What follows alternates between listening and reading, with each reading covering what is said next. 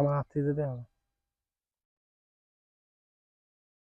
গায়ের নামটি হাটখোলা, বৃষ্টি বাদল দেয় দোলা, রাখাল ছেলে মেঘ দেখে যায় দাঁড়িয়ে পথ ভোলা। তো বিকেলবেলা আমাদের চকে আইসা বইসা বিকেলের সৌন্দর্যটা উপভোগ করতেছি।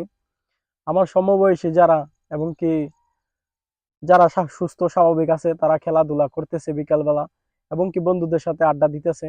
আমার তো ভাগ্যে সেটা হয় না, কারণ আমার দুটি হাত নাই, যার জন্য আমি একা একা আমাদের চকে আইসা বসে থাকি। দেখেন এই যে আমাদের চকের সৌন্দর্যটা, এটা হলো আমাদের বিকেল বেলা চকের সৌন্দর্যটা। তো